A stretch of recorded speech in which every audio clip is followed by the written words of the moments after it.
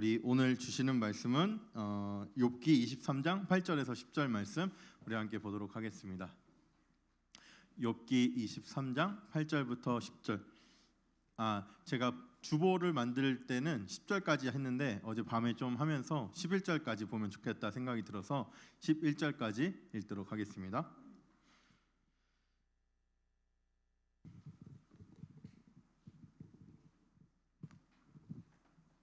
23장 8, 9, 10, 11절 저랑 교독하도록 하겠습니다. 그런데 내가 앞으로 가도 그가 아니 계시고 뒤로 가도 보이지 아니하며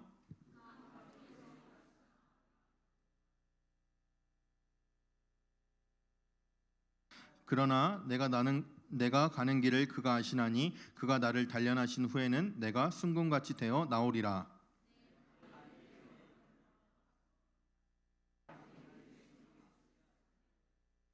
아멘. 네, 11절까지 보겠습니다. 먼저 광고를 좀 한 가지 해야 되는데요. 이제 오늘 회장, 부회장 선거를 하잖아요. 지금 누구보다 긴장하고 있을 텐데 네, 좋은 결과 있기를 같이 기도하고요. 회장, 부회장 선거하고 나서 이제 다음으로 세워야 될 리더십이 내년도 이제 순장이에요. 올해는 팀장, 조장 형태였지만 이제는 팀을 이제 팀 체제로 가지 않고 각 조별로 해서 순장으로 갈 건데요. 그 순장으로 할 분들을 좀 이렇게 지원을 좀 받겠습니다. 지금 올해 하셨던 분 그리고 또 내년에 같이 해줬으면 하는 분 이렇게 권면하는 과정 속에 있는데 나도 좀 해보고 싶다 하는 사람이 있으면 지원해 주셔도 됩니다. 오늘 이제 카톡방으로 이제 오늘 광고하고 카톡방으로 링크를 갈 텐데 들어가셔서 지원하시면 제가 보고 저랑 같이 신방하고 어떤 마음인지 들어보고 하도록 할게요. 근데 이제 좀 나이 제한이 조금 있어요. 나이 제한은 03동기까지 그리고 충영교회 온 지 그래도 10개월, 1년 정도 되신 분들, 네, 아직 그 시간이 조금 안 된 분들 중에서도 다른 교회에서 조장도 하고 뭐 임원도 하고 여러 가지 섬김하셨던 분들이 많이 계시거든요. 그런 분들에게는 또 2학기 때 또 함께 섬길 수 있는 기회들을 만들려고 하니까 일단 우리가 1년 정도는 우리 공동체를 함께 겪고 나서 이렇게 조장으로 세우자 이런 좀 기준들이 있어서 그렇게 하면 좋을 것 같습니다. 제가 먼저 권면 안 했다고 해서 제가 이게 조장으로 안 했으면 좋겠다 이런 생각이 있는 게 아니에요. 네, 다 세세하게 살펴보지 못하는 저의 부족함도 있으니까 여러분의 마음이 있다면 지원해 주시면 제가 또 그 마음을 알고 같이 협력할 수 있는 방법들을 좀 찾아 나가도록 하겠습니다. 혹시 마음 있는 사람 있어요? 네, 여긴 다 하기로 한 사람들 말고 안 하기로 한 사람들, 대답 안 한 사람들. 네, 내년도에 뉴페이스들이 좀 많이 들어올 것 같아요. 그리고 98 동기들이 열심히 잘 섬겨주고 있어서 또 이렇게 또 새로운 사람들이 많이 들어와야 우리 공동체를 함께 섬겨 나갈 수 있을 것 같습니다. 팀장이 없어지는 것에 대한 부담이 좀 크다는 얘기가 많은데 그거는 뭐 그냥 상상에 있는 부담이에요. 실제로는 그렇게 부담 많지 않아요. 원래 조장이 해야 되는 역할 그대로 하면 되니까 너무 부담 갖지 말고 같이 지원해주면 좋을 것 같습니다. 오늘은 내버려 두시는 하나님이라는 주제로 좀 살펴보려고 하는데 사실 그렇잖아요. 우리가 살면서 더 많이 느끼는 건 하나님이 나를 내버려 두고 계시는 것 같은 느낌을 더 많이 듣잖아요. 하나님이 언제나 우리 삶을 신경 써주시고 세심하게 돌봐주시는 거 우리가 믿음으로 고백하지만 내 삶의 현장에서 그런 하나님을 느끼기보다 뭔가 조금 왜 이렇게 나는 이렇게 방치해 두시지? 왜 나한테는 이렇게 힘든 시간을 더 많이 주시지? 상대적으로 이런 하나님을 오히려 더 많이 느낀다고 생각하거든요. 저 역시도 그래요. 하나님께서 걸음 한 걸음을 좀 안내해 주고 하나하나를 좀 안내해 주면 좋겠는데 도대체 왜 나한테는 말씀을 안 해주시는가 이런 생각 들 때가 참 많이 있거든요. 사역하면서도 많이 그래요. 왜냐하면 사역하면서 저는 이제 설교를 하는 입장에 설 경우들이 많이 있으니까 설교를 듣는 입장에서도 나도 이런 설교를 해야겠다 이렇게 약간 직업병 같은 그런 느낌으로 설교를 듣게 될 때가 참 많이 있거든요. 이제 저의 부족함인데 저의 잘못인데 그러지 말고 말씀을 내가 받는 마음으로 들어야 되는데 그런 순간들이 조금씩 점차 비중이 줄어들다 보니까 나에게도 이렇게 좀 온전하게 다른 것 생각하지 않고 이렇게 들었으면 좋겠다 이런 마음이 들 때도 있어요. 우리가 그런 것처럼 욥도 사실은 그래요.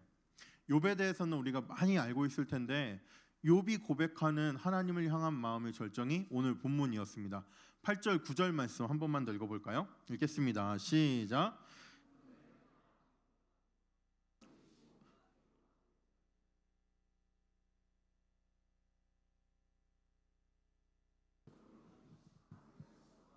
하나님은 어쩜 이러실 수가 있죠? 앞으로 가도 거기 안 계시고 뒤로 가도 거기서 보이지 않으시고 또 이쪽에서 일하는 줄 알고 갔는데 만날 수가 없고 또 반대편에서 일하시는 줄 알았는데 가니까 또 없고 어쩜 하나님께서 이렇게 하시는지 우리 삶에서 이런 하나님을 욥처럼 느끼는 사람들이 참 많이 있을 것 같아요. 우리가 신앙 상담을 하다 보면 신방을 하다 보면 하나님께서 왜 이런 시간들을 주셨는지 모르겠다는 말, 또 하나님께서 왜 나에게는 이렇게 아주 세심하게 돌보시지 않는지 나는 왜 그런지 모르겠다는 말, 이런 말 참 많이 듣거든요. 여러분의 삶이 분명히 그럴 것 같아요. 욥은요. 그런데 성경은 욥기를 시작하면서 욥은 어떤 사람이다 이렇게 아주 명확하게 이야기를 해주면서 시작해요. 1장 1절 말씀이 어떻게 되어 있냐면 우스 땅에 욥이라는 사람이 있었는데 그 사람은 온전하고 정직하고 하나님을 경외하고 악에서 떠난 사람이다. 이보다 더한 칭찬 없잖아요. 성경을 기록하게 하신 하나님이 성경을 기록하는 그 저자를 통해서 욥은 이런 사람이다라고 마음의 감동을 주신 거잖아요. 욥에게 이것보다 더한 칭찬이 없을 거예요. 욥은 신앙적으로만 그랬던 게 아니라 아들 7, 딸 3, 그리고 양은 7,000마리, 낙타가 3,000마리, 소가 500결이, 암나이가 500마리, 엄청 많죠. 종도 많이 있고, 그리고 마지막에 하는 그가 부하고 가정이 이렇게 풍성하고 부유하고 이런 것뿐만 아니라 동방 사람 중에 가장 훌륭한 사람이었다. 아마 성품적으로도 되게 괜찮았던 사람인 것 같아요. 성경이 이렇게까지 칭찬을 하면서 시작하는 사람이 없어요. 정말 이렇게 대단하다고 말하는 사람이 몇 명 없어요. 그런데 욥기를 읽어보시면 알겠지만, 욥기에 대한 이야기를 들어보셔서 알겠지만 욥의 이런 모습은 여기서 끝나요. 이제는 이런 욥의 모습 발견하기 어려워요. 욥기가 1장부터 42장까지 있거든요. 1장에서 이런 모습이고요. 1장 5절까지만 저런 모습이고요. 6절부터는 욥이 계속 곤란당해서 계속 헐벗음을 당하는 과정들이 2장까지 겪어 있어요. 구글이나 이런 데서 욥 치면은 어떤 그림이 많이 나오는지 아세요? 이런 그림 많이 나와요. 이런 그림. 되게 몸에 이렇게 종기가 나서 뭐 벽돌 같은 걸로 긁어야 될 만큼 피투성이가 되어 있고, 그리고 나서 모든 것을 다 잃고 나서 그렇게 그냥 땅바닥에 널브러져 있어야 되는 저런 마음들, 저런 모습의 욥을 진짜 많이 나오거든요. 욥은 이 과정들을 겪으면서요, 하나님 앞에서 우리 같았으면 정말 하나님 앞에서 하나님 도대체 나한테 왜 이러십니까? 라고 따져 물을 만큼의 그런 상황들을 여러 번 겪게 돼요. 자기의 모든 소유를 잃고요, 자기의 모든 가족을 잃어버려요. 아들과 딸을 잃어버려요. 그런 과정에서도 욥은 이랬다고 성경이 기록해요. 참 믿을 수 없어요. 어떻게 저럴 수 있지? 되게 의문스럽거든요. 21절 말씀 보세요. 이르되 내가 모태에서 알몸으로 나왔사온즉 또한 알몸이 그리로 돌아가올지라. 주신 이도 여호와시요 거두신 이도 여호와시오니 여호와 이름이 찬송을 받으실지니이다. 어떻게 이럴 수 있냐고요. 자기의 모든 자녀, 자기의 모든 소유가 잃어버려도 주신 사람이 하나님이시니까, 주신 분이 하나님이시니까 걷어가시는 것도 하나님이십니다. 하나님의 뜻대로 되었으니 나는 괜찮습니다. 어떻게 이럴 수 있죠, 사람이? 그러면서 성경은 욥을 어떻게 평가하냐면 22절 말씀, 이 모든 일에 욥이 범죄하지 아니하고 하나님을 향하여 원망하지 않았다. 그의 마음 속에까지도 성경은 꿰뚫어 보잖아요. 하나님이 꿰뚫어 보시면서 그 마음을 저자를 통해서 기록하게 하셨는데, 그 마음 속에 있는 그것을 하나님이 이 사람은 거짓말하지 않았다, 이 사람은 저주하지 않았다, 이 사람은 하나님을 향한 믿음이 흔들리지 않았다라고 인정해 주는 말을 이렇게 기록하게 하셨어요. 이것뿐만 아니라요, 사단이 욥의 모든 소유물뿐만 아니라 욥의 건강까지도 해치거든요. 욥의 목숨만은 너희가 건들지 말고 욥에게 할 수 있는 거 너 다 해도 된다, 하나님이 허락하시니까 사단은 욥의 모든 건강을 뺏어가요. 그러니까 욥한테 있던 그 아내가 욥을 이렇게 저주해요. 그러면서 뭐라고 이야기하냐면, 아내가 욥에게 이르되 당신이 그래도 자기의 온전함을 굳게 지키느냐, 하나님을 욕하고 죽어버려라. 이렇게까지 말할 만큼. 이런 상황에서도 욥은 이 모든 일에 욥이 입술로 범죄하지 아니하니라. 믿을 수 없어요. 어떻게 이럴 수 있죠? 모르겠어요. 저는 저런 상황이면은 못할 것 같아요. 처음부터 제 모든 소유가 없어졌을 때, 또 저희 가족 가운데 어떤 불행한 일들이 생겼을 때 저는 못 버틸 것 같아요. 정말 대단한 사람이에요. 욥기가 1장부터 42장까지 있는데 1장, 2장에서 이렇게 완전하게 시작했던 욥이 완전하게 헐벗어지는 과정을 그리고 나서 3장부터 42장까지는요. 욥이 새 친구들과 계속 항변하는, 주고받는, 논쟁하는 이야기가 계속 나와요. 38장까지 나오고요. 38장에서 하나님이 나타나셔서 욥에게 가르침을 주시고 42장에서 욥이 다시 한번 깨닫게 되는 그 역사가 있거든요. 이 모든 과정이 욥인데요. 그림으로 표현하면 딱 이거예요. 욥의 대부분의 내용은 세 명의 친구가 와서 너 잘못했어, 너 잘못했어, 너 잘못했어 이야기하는 거예요. 욥이 나 잘못하지 않았어, 나 잘못하지 않았어 얘기하거든요. 그럼 또 새 친구가 그래요. 너가 잘못하지 않았다고 말하지만 너 속에 분명히 너가 깨닫지 못한 죄가 있어. 그거 빨리 찾아내서 회개해. 계속 이렇게 말하는 과정이 욥기의 과정들이에요. 아니 친구라는 사람들이 어떻게 저렇게 할 수 있나 싶을 만큼 이 모든 과정들이 그렇게 지나가거든요. 한 친구가 얘기하면 욥은 대답하고, 또 한 친구가 얘기하면 욥은 대답하고, 이렇게 주고받는 과정 속에서 욥이 친구들을 향해서 항변하고 대답하는 말들을 통해 지금 욥이 어떤 심정인지를 우리 조금 이해했으면 좋겠습니다. 먼저 7장 말씀 한번 볼게요. 7장 20절 21절에서 욥이 이렇게 얘기해요. 어찌하여 나를 하나님의 관역으로 삼으셔서 내게 무거운 짐이 되게 하셨나이까? 하나님 어떻게 나를 관역으로 삼으셔서 하나님이 화살을 쏘듯이 나에게 이 모든 고난을 보내십니까? 하나님이 나를 찾아보시려고 지금은 찾아보고 계시지 않지만 나를 찾아보시려고 애써서 나를 발견한다 해도 내가 이 모든 고난 때문에 벌써 사라지고 말아서 나를 발견하실 수 없으실 겁니다. 이렇게까지 하나님을 향해서 말을 하고 있어요. 욥이 대화 중에 친구에게 대답을 하지만 이 친구의 대답 가운데 이제 하나님을 향한 기도와 하나님을 향한 말들로, 하나님을 향한 고백들로 바뀌게 되거든요. 그런 말들 속에서 지금 이렇게 이야기를 하고 있는 거예요. 그가 얼마나 고난이 크길래, 지금 당하고 있는 그 시간들이 얼마나 괴롭길래 하나님을 향해서 하나님 어떻게 나를 관역으로 삼으셔서 이렇게 하실 수 있으십니까? 하나님 또 도대체 무엇입니까? 이렇게 묻고 있어요. 9장에서는 이렇게 얘기합니다. 내가 의로울지라도 대답하지 못하겠습니다. 16절에서 내가 그를 부름으로 그가 내게 대답하실지라도 내 음성을 들으셨다고는 내가 믿지 아니하겠습니다. 내가 지금 너무나도 고난이 크니까 내가 하는 이 말 하나님이 들으셨다 해도 나는 하나님이 들었다는 것을 믿지 못하겠습니다. 내가 하는 말 하나님이 들으셨으면 이 고난을 멈춰주셔야 되는데, 이 고난의 의미라도 알려주셔야 되는데, 그렇지 않는 하나님을 봤을 때 하나님은 내 목소리 안 듣고 계신 것 같습니다. 도대체 하나님 왜 그러십니까? 이렇게 물어보고 있는 거예요. 13절에서요. 주의 손을 내게는 대지 마시옵소서. 이게 하나님의 손을 내게 대서 하나님이 심판의 손을 나에게 대서 내게 이런 고난이 왔다고 나에게 말씀하지 말아주십시오. 난 이게 하나님이 보내신 것이 아니라고 믿고 싶습니다. 왜냐하면 나는 하나님이 그렇게 나에게 어려움을 주실 만큼 잘못이 없는데 하나님이 주신 것이라고 나는 믿고 싶지 않으니 하나님이 그렇게 하셨다고 말하지 말아주세요. 이런 기도. 주는 나를 부르소서 내가 대답하리이다. 혹 내가 말씀하게 하옵소서 주는 내게 대답하옵소서.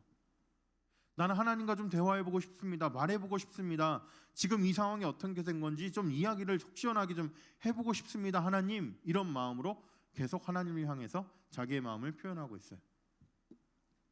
이 과정에서 성경을 천천히 읽어보면요, 하나님을 향한 원망이 때론 생길 때도 있어요. 그런데 욥은 정신 차려. 하나님, 내가 원망하면 안 되죠. 하나님은 무슨 뜻이 있어서 이렇게 하실 것입니다. 내가 잘못해서가 아니라 어떤 하나님 뜻이 있기 때문에 이렇게 하실 것을 내가 알기 때문에 그 뜻만 좀 알려주십시오. 이렇게 고쳐먹고요.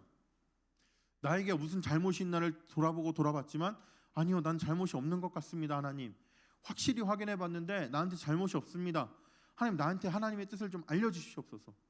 이렇게 하나님을 향해서 그 이유를 알고자 애쓰는 과정이 이 욥기의 모든 욥의 말들이에요. 그 절정이 23장 8절 9절 말씀.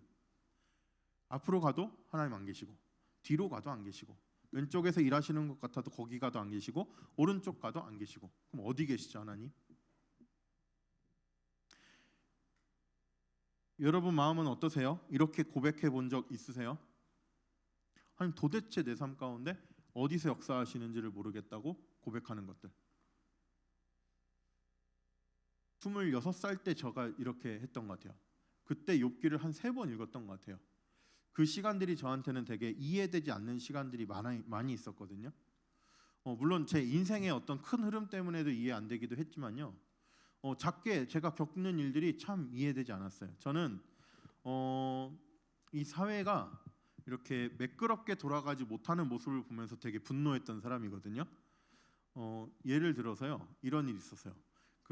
여기 신사역 가면 가로수길 있잖아요. 제가 그쪽에서 치과를 다녔어요. 그쪽에서 교정하는 치과를 그쪽으로 다니게 됐는데, 거기서 끝나고 이제 집에 가려면 신사역으로 나와서 그 신사역 앞에서 마을버스를 타고 이렇게 강남 쪽으로 넘어와서 빨강 버스를 타고 인천에 가야 됐어요. 그 마을버스를 기다리는데요, 마을버스가 거기가 회차 지점이라서 가끔 2대 서 있을 때가 있거든요, 낮에는. 그러면은 가서 이제 기다릴 때 타잖아요. 그러면은 출발 시간 되면 출발하는 게 보통이잖아요. 탔어요. 그랬더니 이거는 지금 운행 안 하는 차라고 조금 이따 타시래요. 그래서 뭐 그럴 수 있잖아요. 그래서 내렸어요. 그러더니 제가 내리자마자 출발해서 저 앞에 가서 여기가 내가 그 하차 뭐라고 그러냐, 쉬는 장소가 여기쯤이면 승차장은 저기 문쯤이었어요. 별로 차이가 안 나잖아요. 근데 제가 내리니까 저기 가서 딱 섰다가 탈 사람 없으니까 출발해서 가는 거예요. 되게 이해가 안 됐어요. 그래서 어떻게 했는지 아세요? 교통 불편 신고 요소를 적어서 해서, 그래서 되게 그걸 했어요. 그 결과를 처리를 알려달라고 할 수 있거든요, 관공서에는. 그래서 처리를 알려달라고 해서 봤더니 벌금이 20만 원이 나왔어요. 그 상황이 내가 틀리지 않았다는 게 이제 나라에서 그 절차상에도 문제가 없다는 게 확인됐으니까 그런 처분이 나온 거잖아요. 그런 일들을요, 그 시기에 한 4-5번 겪었어요. 버스뿐만 아니라 다른 거에 있어서도. 어떤 일들을 내가 이렇게 내가 이제 정해진 그 룰대로면 내가 이렇게 하면, 내가 거절당하면 안 되는 상황인데 거절을 당해서 나를 왜 거절하십니까 물어봤을 때 담당자의 잘못으로 담당자가 잘못한다는 얘기를 들은 적도 많고요.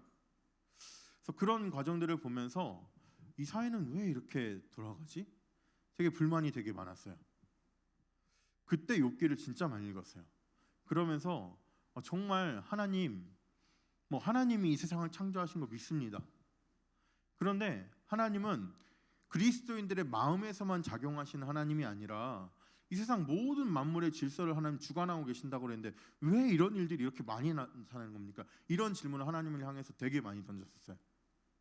그때 욥기를 읽으면서 어떤 마음이 들었냐면요, 욥이 좀 끝까지 자기 주장이 옳다고 이렇게 좀 밀고 나가보지, 이런 생각이 되게 많이 들었었거든요. 욥이 마지막에는 결국에 하나님 앞에서 내가 하나님 뜻을 깨달았습니다라고 고백하게 되거든요. 거기서 욥한테 진짜 많이 실망하면서 뭐가 이유가 있을 거야 하고 다시 읽고 했었어요. 그런데 여러분의 삶 속에서 이러한 순간이 왔을 때 저와 같은 실수를 하지 마시고요, 9절과 10절을 연결해서 읽을 수 있는 능력이 여러분들에게 있었으면 좋겠어요.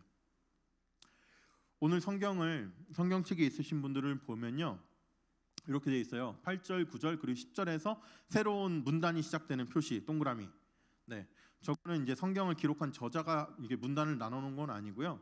그보다 훨씬 후대에 이제 학자들이 모여서 문단을 나눈 건데, 우리보다는 성경의 원어나 성경의 문화 관습을 더 많이 아시는, 그리고 성경이 기록된 시대와 우리보다는 훨씬 더 가까운 그 시대의 어떤 사람들이 교회가 모여서 이렇게 문단을 나눠 놓은 거예요. 그래서 이거는 참고 자료거든요. 하나님이 이렇게 나눠 놓으셨다 이건 아니지만 우리는 이것을 참고해서 전체적인 성경의 흐름을 읽어나갈 수 있어야 되거든요. 그런데 이 성경 욥기를 편집하면서 그분들께서는 여기에서 새로운 단락이 시작된다라고 생각하신 것 같아요. 하나님이 안 계셔요. 앞으로 가도 없고 뒤로 가도 없고, 왼쪽에서 일하는 줄 알고 갔는데 만날 수 없었고, 오른쪽에 있는 줄 알고 왔는데 계시지 않았고. 그렇지만 거기에서 인생이 끝이 아니라 10절로 시작되는 인생이 계속된다는 것을 보여주고 있습니다. 우리 10절 말씀 한 번 더 읽어볼까요? 시작. 그러나 내가 가는 길을 그가 아시나니 그가 나를 단련하신 후에는 내가 순금과 같이 되어 나오리라.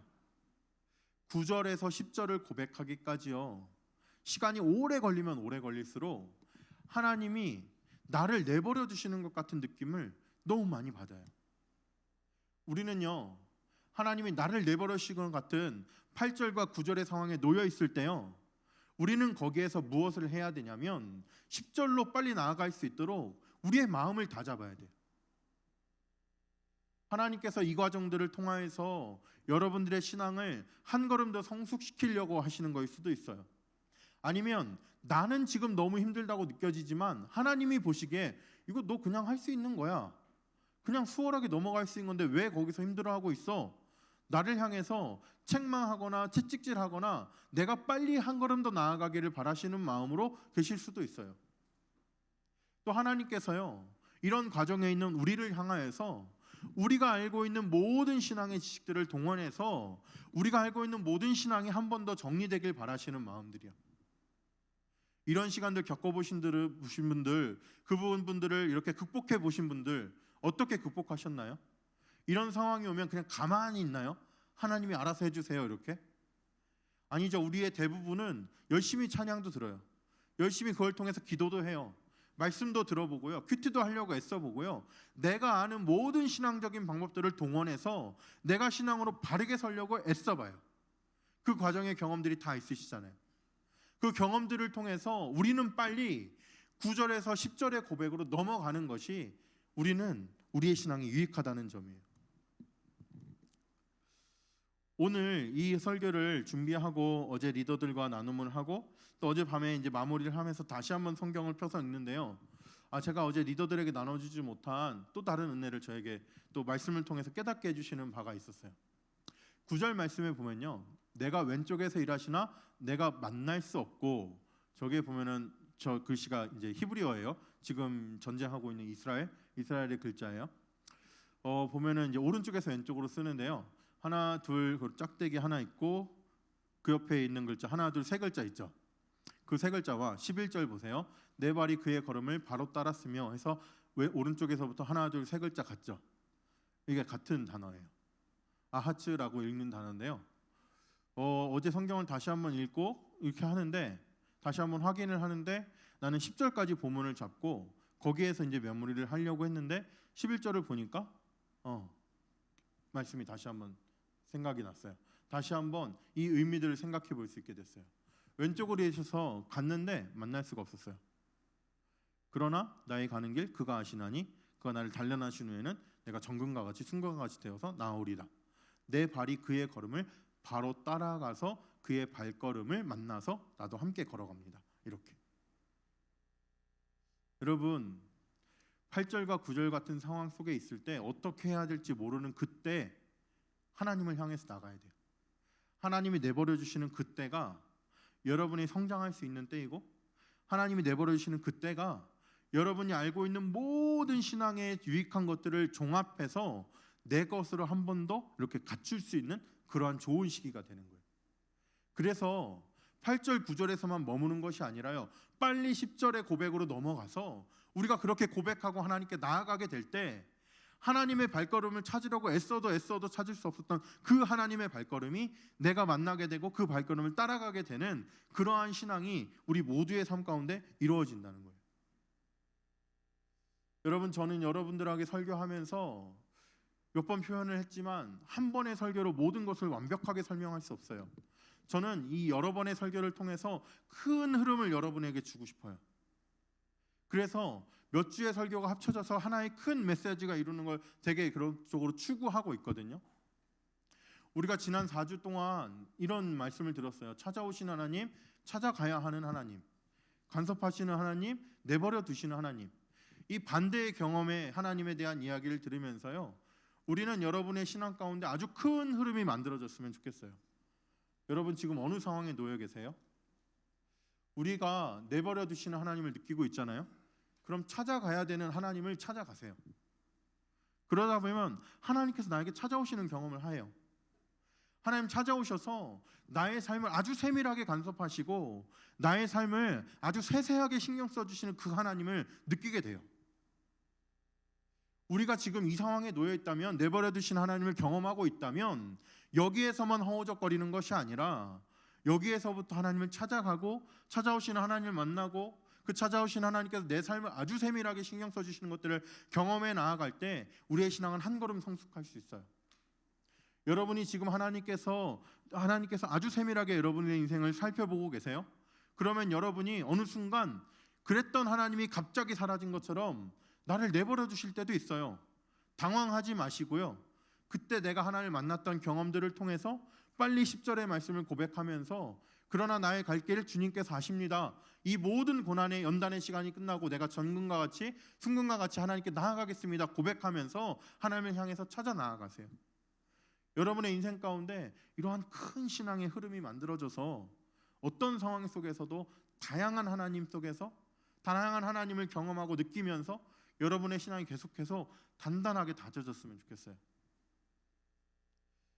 우리 빌더스에서 올 한 해 신앙생활 하신 분들은 제가 이런 비유했었던 거 기억하실 거예요. 인생을 살아가는 건 큰 강물에서 징검다리가 놓여지는 것과 같다. 하나님을 다양하게 경험할수록 그 징검다리는 많다. 이 강단 저 끝에서 이 끝까지의 폭의 강이 우리의 인생이라고 생각해 보세요. 건너가려면 징검다리가 필요해요. 하나님을 한 가지 경험하면요, 그 징검다리가 가운데 있을 수도 있고요, 시작하는 단계만 있을 수도 있어요. 그 다음을 건너가기엔 너무 넓어요. 다양한 하나님을 경험하라고 했잖아요. 그 다양한 하나님이 경험될 때요, 징검다리가 듬성듬성 놓아져서 우리는 수월하게 넘어갈 수 있어요. 찾아오시는 하나님, 찾아가야 되는 하나님, 나의 삶을 세밀하게 신경 쓰시는 하나님, 나의 삶을 내버려 두시는 하나님, 다양한 하나님을 경험할 때 이 하나님과 함께 내 인생들을 이렇게 수월하게 경험할 수 있어요. 이번에 설교를 통해서 한 주제 한 주제에 집중해서 기도하는 거 중요하거든요. 그런데요, 일부러 극단의 하나님을 이야기하고 있어요. 일부러 양쪽의 것들을 여러분이 스스로 조합해내서 조화를 이루어서 여러분의 신앙으로 삼아야 돼요.